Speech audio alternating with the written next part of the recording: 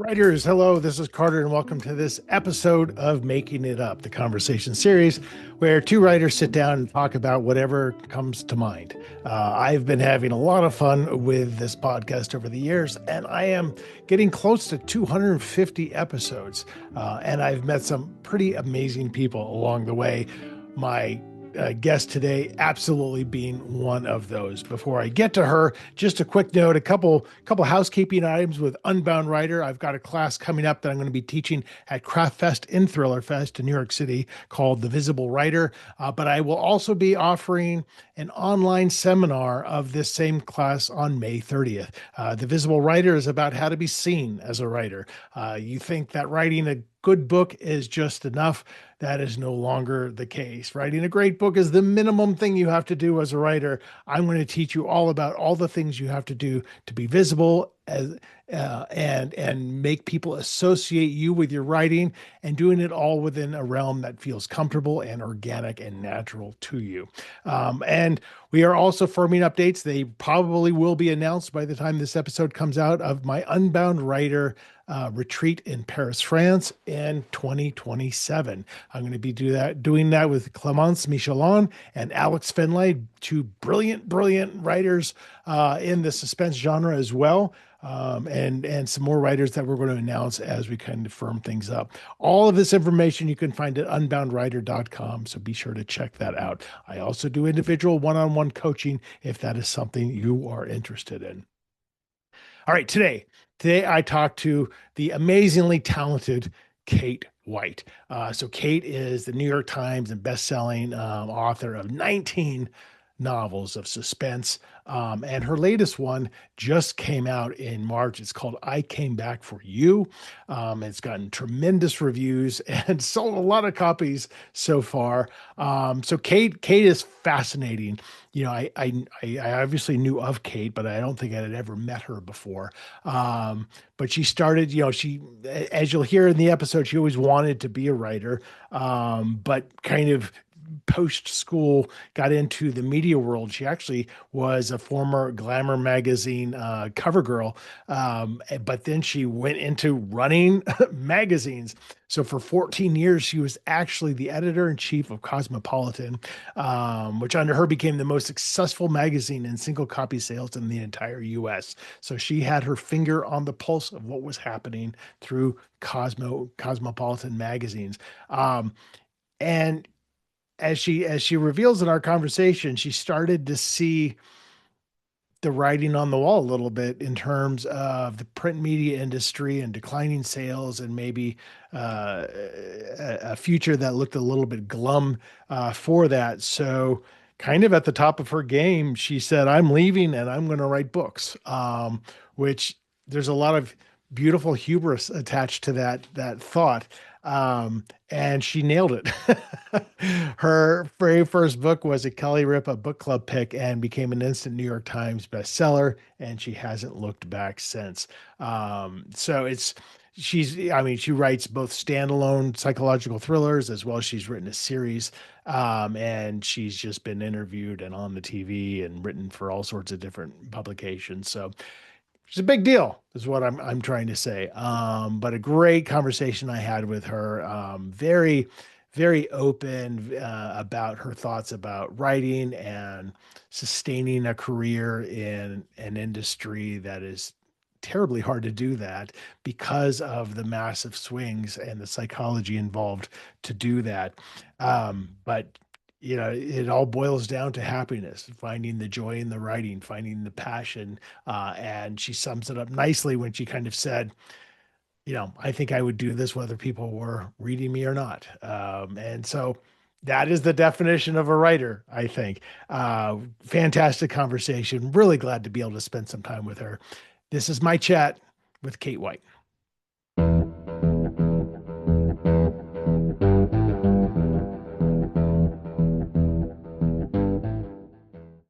So I don't know if we've actually ever met. I meet a lot of people through this, but also through, Thriller Fest and VoucherCon and all that kind of stuff. But who knows?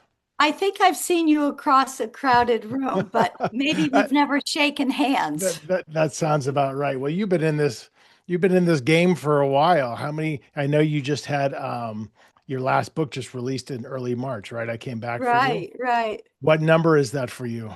It was 19, and then I handed in 20 at the end of January. So it, all of a sudden it adds up. And I'm kind of stunned when I go back. When I was filling out forms for the big lawsuit, the AI Oh, the lawsuit. Anthropic thing. Yeah. Yeah. And I looked at the date of my first book. I thought, wow, that was a long time ago. Yeah, wasn't it like 2002, 2003, something like that? Yeah. I think it was 2002. Yeah, Okay. maybe. Well, I mean, it's you've had one of them, and I'm sure you've talked about it ad nauseum, but you've had one of the more interesting journeys. And I love hearing about kind of the writer's journey. And I'm always convinced that if you're a writer at heart, it's going to come out of you one way or another. And for me, it came out just very weirdly when I was in my 30s with no aspirations of being a writer. I've seen people who have wanted to be a writer since they were 8. And then you have someone like you who, was in modeling and then magazine editing and really, in what I can tell, very entrenched in a very successful and powerful and I'm assuming satisfying career. And then, I think the line in your bio is like, well, you wanted to leave that to go write books, which is when you think about it, the craziest thing you can do. Yeah, yeah, because I had the kind of job where you get a clothing allowance and it was a million Right. perks. But There's none of that in writing. yeah, yeah. Well, to be honest, I do meet a lot of women in the psychological suspense field who, Right. some of them were publicists or some of them, I met somebody lately who was in the tech world, but I always wanted to write mysteries from the time I was a little girl. And like a lot of women, I read Nancy Drew. And, back when I was in high school, I did a bunch of different kinds of writing. I wrote a play that was put on in my high school. I put out my own magazine, and Mhm. I was fascinated with the magazine world and the book world and all of that. But I just loved suspense. And then when I got to college, I began to realize, well, you got to pick a lane. You just can't be all these kinds of Yeah, writers. and you got to Uh, be practical when you think about lanes in college and you're thinking about your right. future and what's going to maybe make some money. Right.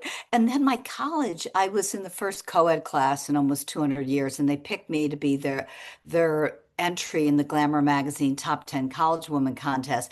And I ended up winning, and it was a great experience. And so that kind of helped me pick a lane because Hmm. they more or less implied that if you want to apply for a job at Glamour, we're open. And it just seemed like a sure thing than saying, yeah, let me just start writing novels. And I was so happy in magazines. I loved it. Some more than others, but Cosmo was a fabulous job in every sense of the word. It was like being on a television show every day. Like people Wow. like um But high for pressure too, I would think immensely high Oh my pressure. gosh, because we were the number one magazine on newsstands. So every week when they called it your newsstand numbers, it was like I felt like I was a trader on Wall Street. Wow. And but the magazine business began to collapse, and because I was in such a high-ranking position, I was had access to the numbers not only in our company but other companies. They're traded, so I could start to see, wow, this is all collapsing. And Hmm. the everyday players wouldn't have known that, but I could see it. And so I just made a decision. Look, I'd already written 8 of my thrillers and mysteries while I was at Cosmo. I thought, I'm going to get out while I still have the chance. And, just to backtrack a little bit, when I was right before I became the editor of Cosmo, I did write my first mystery with the idea of at this point, I'm going to run out of time. And if I'm going to do it, I'm going to do it now. So I Hmm. got up really early on Saturdays and Sundays before my kids got up. Hmm. And then during the week after I dropped them off to school, I would get in, and the Cosmo gang did not get in before 9:30. So that gave me a little time to write in the Uh-huh. office. So it's there's a lot to unpack there, and it's pretty fast. So I'm assuming you got out probably really before print editions really kind of all converted to online editions, Yeah. as actual newsstand sales were starting to decline and whatnot. Right. Um, It was just starting, but yeah. I had been in it long enough that I could see there was an interesting phenomenon, and maybe this is worth noting in other areas too, that things would drop and then they would seem to level out, but that would be a warning there was a new bottom coming. And there was a period right before I left, Kim Kardashian had been a big seller for me and Lady Gaga, and Mhm. like all magazines, and we were doing better than any other in our field. They were dropping and then they leveled out. And but I knew, okay, the next bottom is coming. And that's when I decided to leave. And it was a few years later that even someplace like Cosmopolitan, it got rid of most of the print editions. Yeah. Well, maybe that's because you left and No, no, it no. just started floundering. Yeah, yeah. Unfortunately, they turned it over to someone who wasn't really very good. But the person who's doing it now, this young woman, is doing a great job. Okay. So I think online, it's great. It's a very vital force. But I don't read any print magazines anymore. Do you? I know. No, I don't. I don't. I'm ashamed to say. But I'm also kind of interested you made this comment. Of course, I read Nancy Drew like a lot of other women, and I always wanted to be a writer. But there's a big chasm between, the millions of people who love to read as little kids, particularly something like Nancy Drew, and then having that weird leap in your head of like, I don't just Right. enjoy this, I want to do this. Because I think for a lot of people, it's just like books just appear. Like we don't think there's actually real people behind them Right. making them. And today, of course, that's probably true. But how did what do you think it was that made your brain kind of click into, I want to produce this. I don't want to just enjoy this. Yeah, that is such an important point because even when I knew I wanted to do it, I was starting to go to, panel discussions Okay. in my 20s and 30s, even with about fiction. And there would be these people on the panels. It's almost like they didn't want anybody else to get in the field. They were so uninspiring. And I'm sure you've seen things like this where they would say things like, if you're not writing every day, you don't really want to be a writer. And I thought, well, I'm not writing every day. And what I came to see over time was some of it is getting things, getting your system down, and Yes. also being sure you're writing in the right genre. Right. And once I started to try to do it, for real. I understood that my genre was going to be suspense fiction as opposed to anything else. General And I fiction. Yeah. also had done a lot of research on time management and tried to get to the bottom of my own procrastination issues. And the big breakthrough for me were two things, writing every day. And Yes. John Grisham, I just saw online on Facebook a post he did about you've got to write every day. And Hmm. not everybody has to do that, but I think if you haven't really gotten your foot in the door yet, you do need to write every day. And the other thing that made such a difference for me was in the beginning just writing for 15 minutes a day Yeah. because if I told myself, oh, you're going to write all morning, I would procrastinate. Yeah. And those were the big breakthroughs for me. And so Yeah. I encourage people, figure out your system. I think you're totally right. And I think, I don't think there are a lot of rules in writing, but I do think I think consistency is a steadfast rule in order to, even break in. And when people hear writing every day and they're not really writing yet, that feels overwhelming to them until you say Right, something like, I just started with 15 minutes a day. That's right. all it takes. People look at it like it's a workout. Like I can't work out for 3 hours straight. You're I right. can't write for 3 hours straight. I don't have that kind of muscle, but I can write for an hour straight and I can do it 365 days a year and I can produce a book. What were You the know, big hurdles for you that took you from dreaming about doing it and thinking in your mind you wanted to do it and finally doing it? Well, I had the profound pleasure of not having ever wanted to do it, so I didn't have that weight on me. I literally just started one day. I posed myself a riddle because I was bored in this class, and I tried to answer this riddle that I made up, and I couldn't, and it just nagged at me. So it was the tenacity, and then in 30 or 90 days, I had a 400-page manuscript, and then it became Wow. like, oh, I think this is the universe telling me something. Yeah, for sure. So I think that so the writing part and the problem solving of it all was never a challenge for me. The challenge was like, how do I get better? How do I overcome all these rejections? I got an agent with my first book, but my first three didn't sell. So it was like years and years and years of not hearing anything positive. And to me, it just became, I just like this. It's a passion of mine. And I think if you have that passion, it overpowers ultimately all the negativity associated with this really challenging job. Yeah, and you're talking about something before that makes me think of this. I th- I was a huge success as the editor of Cosmopolitan because I really did a lot of research. I was telling my husband the other night at dinner a little bit about how I looked at data. And even before we had software that could help us look at it. And Right, you can't believe everything, but you start to see certain patterns. right. And I think it's important to, when you are a writer, to be willing to step back and look at the data that's presenting itself to you and make some judgment calls on it. I was just rereading parts of Lee Child's first Jack Reacher book, The Killing Mm, Floor. mm, And he's done an introduction for the book, kind of the re-release of, right, not re-release, but, an anniversary edition. And he talks about how he really looked at the marketplace, what was out there. And he wasn't going to do this, or he wasn't going to do the buddy thing.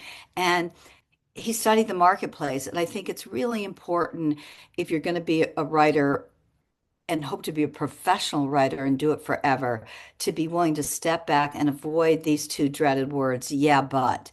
Uh, when your agent gives you a piece of advice, instead of saying, yeah, but, listen, what is she trying to tell you? What are sometimes your readers trying to tell you? right. That, not be as defensive, and to really try to study what sometimes the data is telling you. Now, if you just love to write, don't care if anyone reads you, you don't need to do that. But if you want to sustain a career as an author, you have to pay attention to the messaging you're getting. I totally agree. I used to be a business consultant, so my mind is very data centric, and I'm very curious about it. And I think one of the issues is the publishing industry is exceptionally opaque, and it's getting better, but it's really hard as an author I to know. really understand what the trends are. And I also Yeah, and they think won't tell you anything. no, they So won't it's tell you anything. really hard. I'm so used to being able to look at stuff from my magazine career Right, and start to make some assessment based on it. Like even if you were to say, well, what covers are working, do you feel now? And there was a period of time where I began to realize, just at looking at sales data that I could sort of find on my own, looking at Amazon, that suspense novels with faces of women on the cover did not overall sell very well. oh, It's that's like so interesting. we don't want to see the the face, and we want to be able to kind of imagine the Right, character in our own mind. Maybe that's it. But I didn't really see any. I mean, there would be something like The Silent Patient where you'd see the eyes, but never the whole face. right, And right. yet Yeah. no publisher ever said to me, by the way, when we're about to start sending you some ideas for the covers, you'll notice we're not sending any women's faces because they don't do well. You couldn't count on them for that kind of info. Yeah, I mean, I'm with Source Books and Poison Pen Press, and I will say when they send me a proposed cover design, they pull all the comps that they used, and I have such an appreciation for that because they're looking at the market.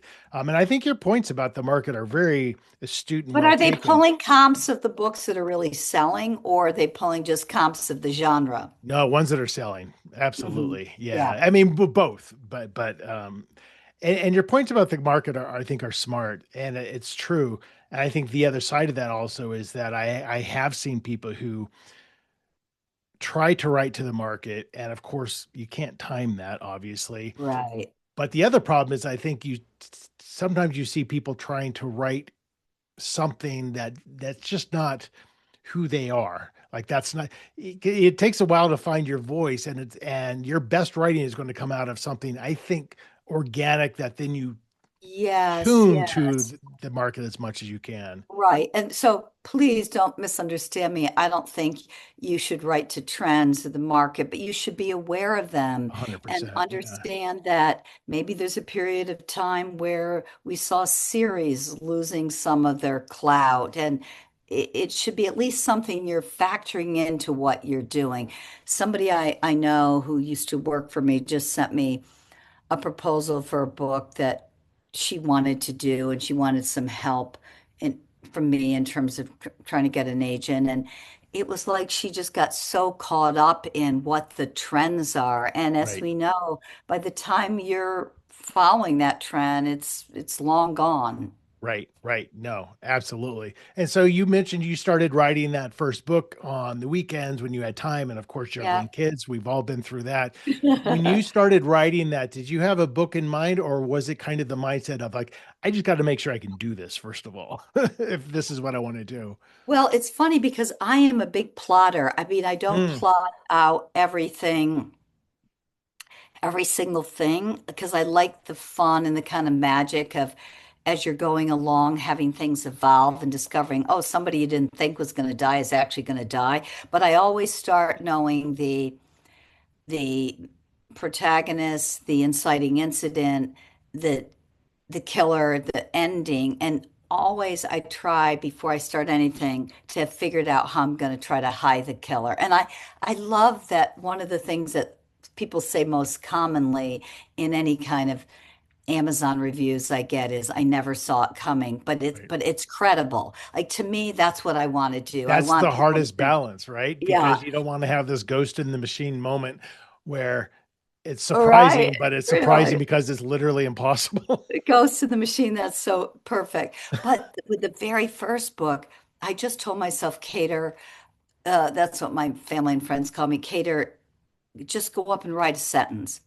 And I wrote a sentence for the first book that still, you know, 2.5 years later, when the book became published, was still the first sentence. But that's all it was. It was about a magazine editor in chief, and the book was going to be about her nanny dying. That's all I knew when I wrote Which that is first great. sentence. And I love the feel of like, oh my gosh, I wrote the first sentence for a mystery, and it had a certain irreverence to it that I wanted to have the main character have. She was a true crime writer in a magazine, but I had no plot, nothing. And then it was sort of like, oh, well, what do I do from here? And I called my agent who had represented me on nonfiction, and I just said to her, oh, I really want to write suspense fiction. And you don't know this, but when I picked you as my agent, I knew you handled some mystery writers. And she said something on the phone that the whole plot appeared in front of my eyes as I was talking to her. And I was like, phew, because now I have an idea. But that was the only time Wow. I didn't start right away with a good sense of where I was going. And this was something else John Grisham said the other day that I think he likes to do that too, because if you really want great red herrings and great twists at the end, I think you want them to feel organic. And if you Totally. are just, kind of winging it, I had to read a couple books lately from up and coming female writers who for some sort of contest. And wow, my head was spinning at the end. I thought, you know what? They didn't plot. They just decided to pants their way through, and it unraveled at the end. And I think if I do think it helps to plot a little bit. You don't have to plot the whole thing. It's interesting. Yeah, because I am the opposite of that. I've tried to plot and my brain is just not capable, but I've learned over time that I think the outline's there. And I In your think I have head. to be, so I think I'm basically, my draft is a very slow moving outline because it all Right. comes alive in the editing, of course. Yes, yes. But you do have that moment like 60% in where you're not really planning a twist and you're like, oh my God, what if? That what if moment. What if this person Right. died right now? What would that mean? You just see it happening. But if you try to force it one way or another against how your brain works, I think you run into trouble. Um, Yeah, that's such a good point because I do have a couple really good pals like Lisa Unger, who yeah. such a Her wonderful episode of this just author. came out today, actually. Oh, really? Yeah, Yeah. she's such a wonderful writer and she's a pantser. And so if it works for you, fine. But I think there might be some aspiring authors who've been encouraged to go by the seat of their pants who would do better if they did a little plotting. Just Yeah, and have I a think that's sense one of of where the, they're and I think going. you have to recognize your limitations. If I know I can't plot, I'm not going to write procedural mystery, because that's got to be really tight Yeah. and almost beautifully mechanical in a way that requires a lot of intricate thinking, and I think my brain's not good for that. Right, right. I just read a great British procedural that just came out. It called Miss the Missing, and I Hmm. think that it's by someone whose last name is Jackson, and it's two initials, maybe E.A. Jackson. And oh gosh, it was so entertaining, but all these little pieces are there, Oh, and I have so much respect for that. yeah, it was really good. And I immediately Googled what are some other great British procedurals because I realized it'd been a while since I read some. So I'm going to go through a whole bunch of Oh, them. they're just great because they're so glum. Yeah, they are. I love watching British mysteries just because they're so moody.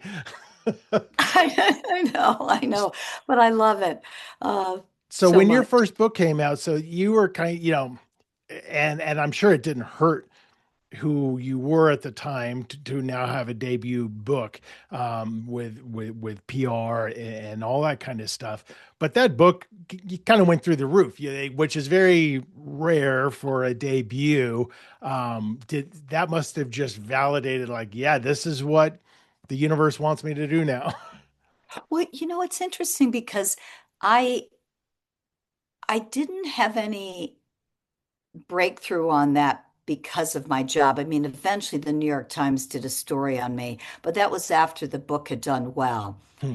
And I played it down at work because I was at the biggest magazine in the company, this huge media company, Hearst. And I thought, I don't want them to know I'm like spending this time writing these murder mysteries. I need to have Right, my right. eye on the ball with the job. So I didn't do a book tour or anything. But somebody I knew professionally sent the book to the Kelly Ripa Book Club.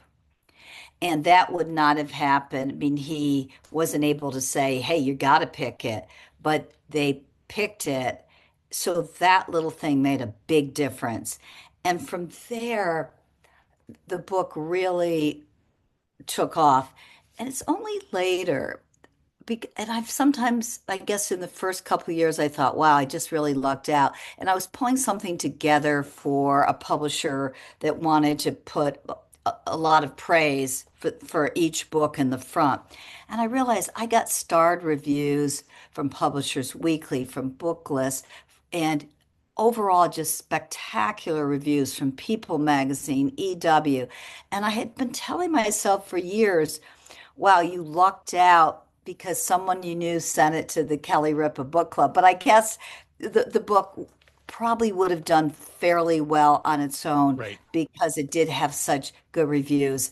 But it was, I think, the Kelly Ripa Book Club that helped it, stay on the New York Times bestseller list for a Oh, while. it's yeah, it's amazing. And now, of course, it's Reese or whoever, what that kind of influence Oh, has. I That know. that's hundreds and hundreds of thousands of copies from that one. Yes. Right. But the downside of that, and I see a number of people who I really like struggling with this, then maybe your second and third books don't land the same way, and suddenly you're feeling under this pressure.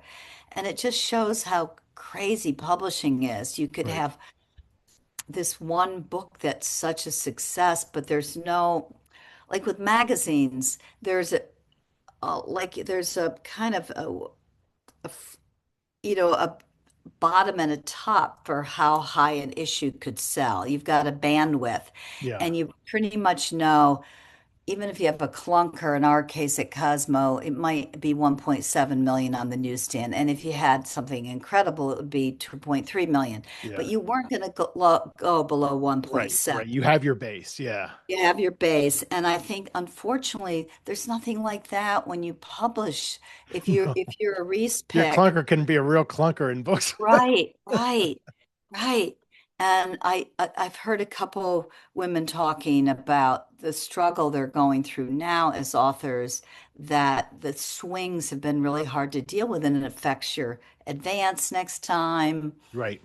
No, totally. And I think there's also this lack of real objectivity where you can say, oh, this got starred reviews from three trades, so it's going to do well. A lot of times that doesn't necessarily mean anything for your actual sales. Or, Yeah, the opposite is holds true as well. Your best books might not have been critically, loved, but they just connected with the zeitgeist for whatever reason. right. I think there there isn't today. I mean, I think there was a time where a great Publishers Weekly review would really help you, and I don't think that that's a given anymore. But that said, one of the things I discovered after I finished my book for 2027 is I realized, wow, I just really like doing this. Yeah. I don't think I quite understood as much as I did in the years that I was doing the Cosmo job and writing. I almost didn't have time to think about it. But now that I have more time to think about the experience of writing, I realize, you know what, I'd probably be writing even if nobody read it, because I love the experience. I love having a character. I love coming up with twists.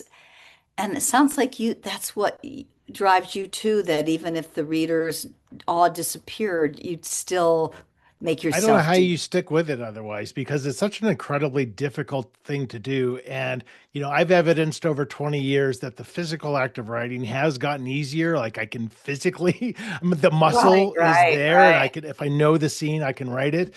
But it's every time I start a book, it's like, this is a major undertaking. No. And I get overwhelmed but there's the excitement. And if I didn't have that love of like, I can't wait to see what happens, then I don't know why you would, because again, there's no guarantee that there's no bandwidth for you to walk into. But what's amazing about you is, you have this attitude of these swings, these potential swings, and you're seeing it, but yet in your own career, talking about your 2027 book, for example, you're like, I've been able to just have this output, roughly a book a year, and for this, 20 plus years. And that's amazing, because some swings kill authors. Some swings, even if the low is not that bad, they're just like, I can't do this anymore. And I think that underlying passion is the reason. Yeah, you do have to examine, what are you getting out of it? If it's your main source of income, is it a problem? For me, I banked on the fact that we live long lives and we can be Mhm. serial achievers. And I thought I'm going to take a chance and uh, do it now. But I had already been able to save money Right. to have a new career, and I really I love doing it. And I also, this book has done very well, but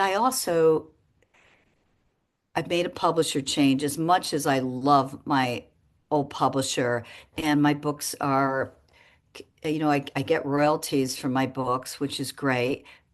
But I went with Thomas and Mercer, which Yeah. is a wonderful division of Amazon, and they they really helped introduce me to a new group of readers. And it's because so much of it, regardless of Reese and the Today Show, so much of it is word of mouth. Yeah. Oh, that, I think the preponderance of it is of a yeah, successful book is word of mouth through social media, through just the library pushing something. yeah. I think that it is one of those things that it's important to be aware if you're thinking about it someday being a day job, that there is this roller coaster and you need to be prepared for that. And it might be something that you continue to have a day job. I did Yeah. for 8 books. Yeah. And I did for 10. yeah, yeah. And there's nothing wrong with that. I was burning the candle at both ends a lot of the time. And it's Yeah. been nice to not have that other distraction, but sometimes that's what you're going to have to do. Yeah, I mean, burning the candle at both ends is hard, but it's not as hard. It's compensated by the fact that you're every 2 weeks you have guaranteed money coming in from your other job. I mean, that compensates for quite a bit. And I think the other beautiful thing about writing, as we think about, working for other companies and things like that, first of all, you're doing it for yourself. You're your own employer. It's your own vision, and you can do it until you drop dead. You're Yeah. not going to get aged out of it. It's as long as your mind is curious and active and empathetic, you can write.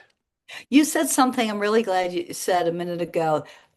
You said physically, and I think you meant just how you start a book and tackle 90,000 words or whatever Right. has gotten easier. And I often hear people say, oh, it never gets easier. I do feel it gets easier. Yeah. I feel that because am not, I don't find 90,000 words daunting No. anymore because I know I've done it Right. 20 times so far. And I know a way to make it a little easier by because I am a plotter, I start to sort of think not only of the inciting incident, but where chapter 10 or 11 is going to take me. And by then I realize, okay, I'm going to have some momentum to keep going from there. Right. So in that sense, it has gotten easier. I've also learned that sometimes when nothing's working for me in terms of I don't know where I'm going quite next, research. Right. I've got so many plot twists from saying, okay, you know what? I need to talk to somebody who's written a book about this. And so it has gotten it's daunting, but it's easier than book one. Oh, 100%. And I think what's the other part of that is when either if you're pantsing or outlining, when you get to a scene where you're like, yeah, I got to write this scene, but I'm not really motivated by it. And it's hard. That makes it really hard. As you go on, you realize the reason it's hard is because we don't need that scene. that Right, scene, right. that scene doesn't belong. That's why it's hard. And your brain starts to pick that up after time where all of a sudden you're kind of just writing really interesting scenes. And that's how books Yes, work. yeah. And that when you have that, it's really fun because I can't wait to write X and X and X. So, and you Yeah. just get a sense of that better over Yeah, time. there is the fun. I heard a friend of mine who's a wonderful thriller author. She was telling me that about a line years ago that Hemingway said to leave off at night at some place you can't wait to finish, Totally. I, and I that 100% helps. agree with that. Yeah. And so there's the fun. And you know what, also for me, I've come to see is what a great stress reliever having my characters are. I had something horrific happen to me Hmm. in the last decade that was really shattering. And the best stress relief I had was being able to go to bed at night and just go to these people who were in that particular book that I was working on. And the next year it was a new book. And I realized if I gave that up, I would not have a stress release in the So when evening. you're in bed at night, you're thinking about your characters. Yeah, just for a little while before I do all those breathing exercises that help Yeah. you Oh, fall that's asleep interesting. Right. Yeah. quickly. Well, it's a, But it's a form of meditation, really. yeah, it is. I'm thinking about them instead of what might have happened that day or Right. something. Right. And uh, so for you, writing it's incredibly fun. Even though it's hard work, you enjoy it. It's not a odious task. No, it's become, and I think for all of us, after a certain amount in our career, it becomes our identity in a positive way of like this unveiling of like, I've spent years doing many different things and the unveiling of like, oh, I think this is who I am. And there's something incredibly freeing about that feeling of like not working for a job where maybe you like the job, but you don't really care that much, or you're like, oh, this is why I'm here. And that really helps with the hard stuff because you realize like I'm good at this, I've been successful at this, and I love it. And what more would you want out of life than Yeah. that? There's something else I've realized lately how much, because I do a certain amount of research for the books and for I Came Back for You, which is the book that's just came out in March. I researched grief because the main character, Bree, her daughter had been murdered 8 years Right. before, and the serial killer thought to have killed the daughter makes a deathbed confession that he's murdered women, but the daughter wasn't one of them. So she's got to go back to the town, the college town where her daughter was murdered, and kind of confront all this. And so I did a fair amount of research on grief, and I found out some really interesting things about grief that I had not been so aware of. One of them is we often hear that there's 5 stages of grief, and that's just total bullshit. That was Huh. something. Um, Kubler-Ross was researching how people confront the grief over their own terminal illnesses, not how we confront grief about the death of a loved one. Right. That's Oh, just a interesting. I didn't know total, that. there's not 5 stages. So that was interesting. And then I did some research about stress and fascinating about that. And also about body language, because there's one scene in the book where Bree is trying to evaluate whether someone's telling the truth.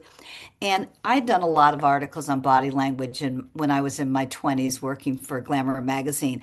And apparently a lot of it's been rethought. Yes, liars sometimes do touch their mouths when they are lying, but it could be just a nervous gesture Right. too.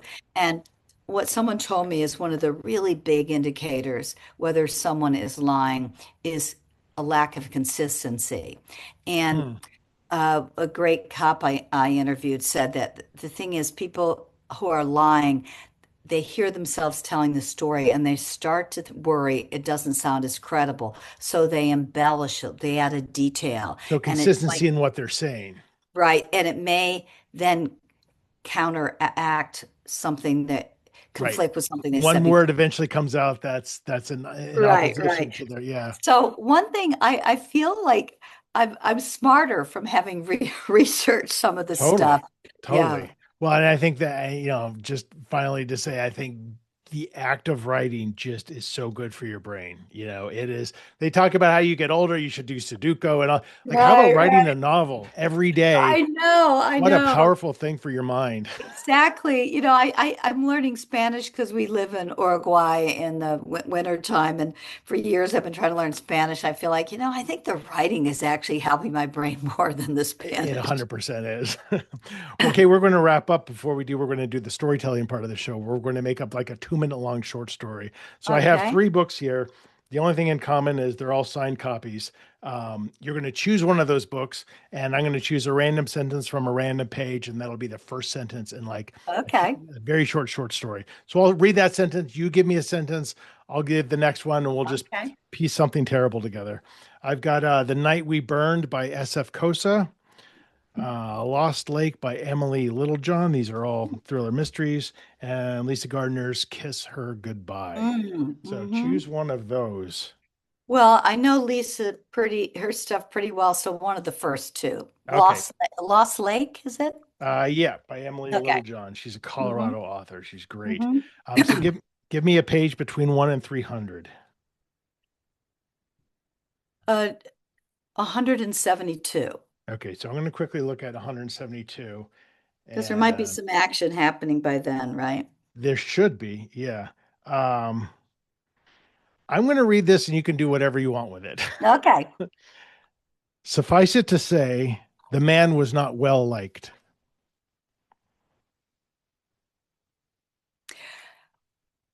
Oh, that's it? Uh, That's it. yeah, okay.